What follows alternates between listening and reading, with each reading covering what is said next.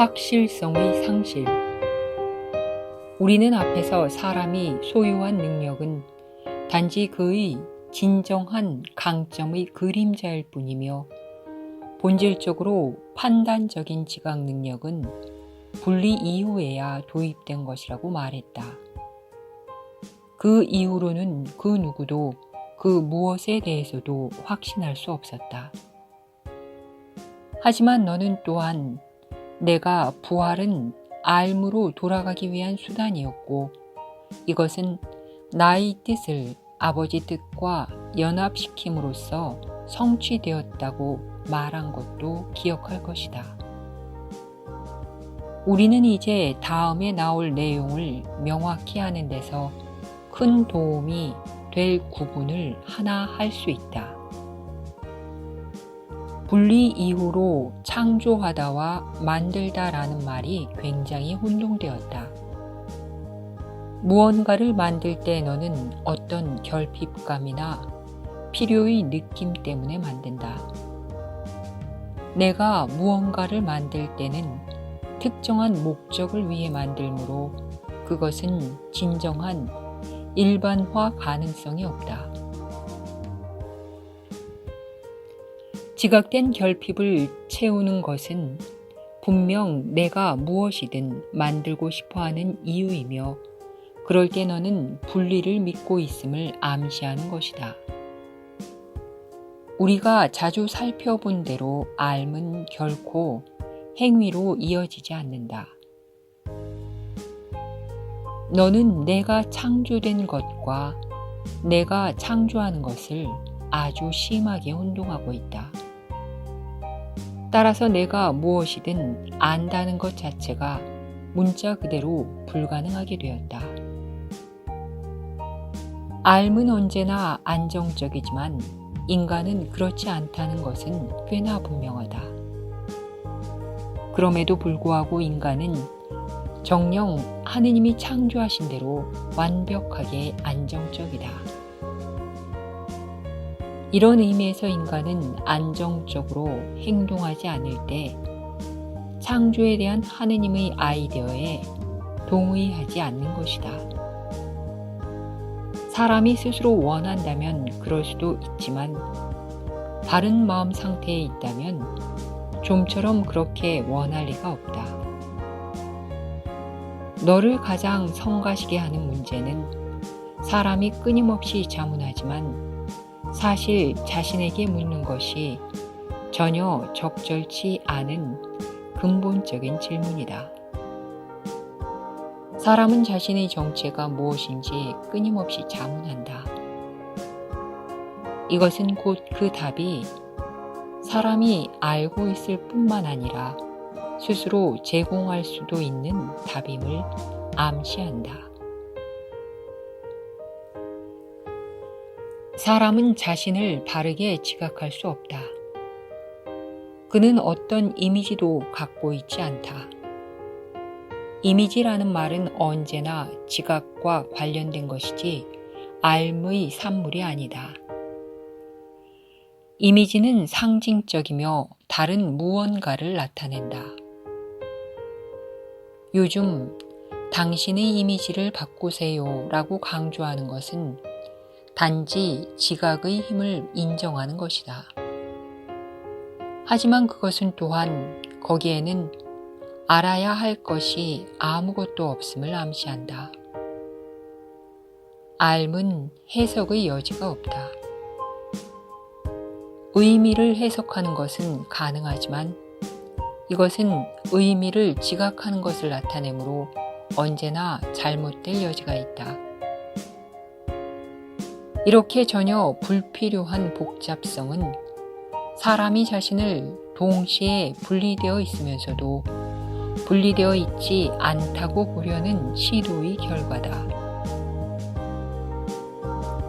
이와 같이 근본적인 혼동을 하면서 더 심한 혼동에 빠져들지 않기란 불가능하다.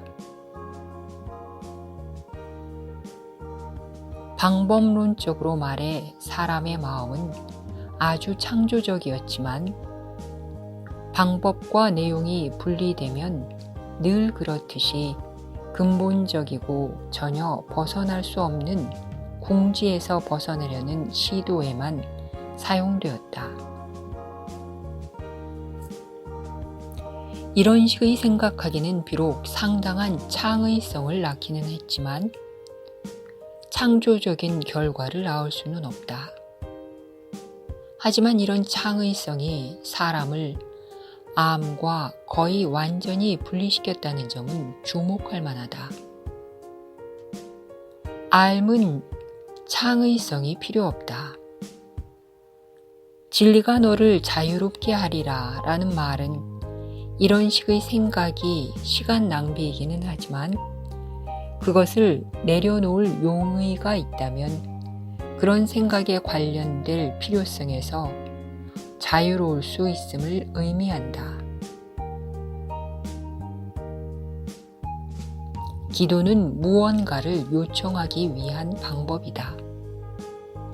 기도는 기적의 매개이지만 유일하게 의미 있는 기도는 용서를 청하는 기도다. 왜냐하면 용서받은 자는 모든 것을 가졌기 때문이다. 일단 용서를 받아들이면 일상적인 의미에서의 기도는 완전히 무의미해진다. 본질적으로 용서를 청하는 기도란 단지 우리가 이미 가진 무언가를 인식할 수 있게 해달라고 청하는 것이다.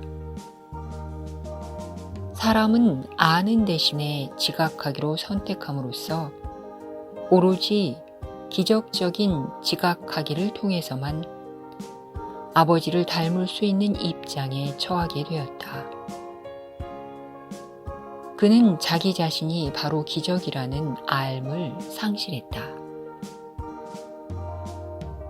기적적인 창조가 사람의 근원이었으며 그의 진정한 기능이기도 했다.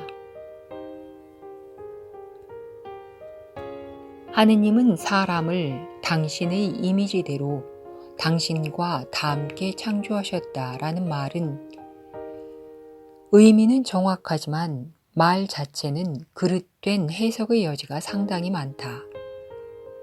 하지만 이미지는 생각을 의미하는 것으로 이해하고 다 함께는 같은 본성을 갖게로 받아들인다면 그것을 피할 수 있다.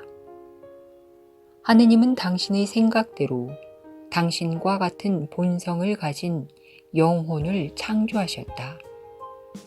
그 밖에는 정녕 아무것도 없다.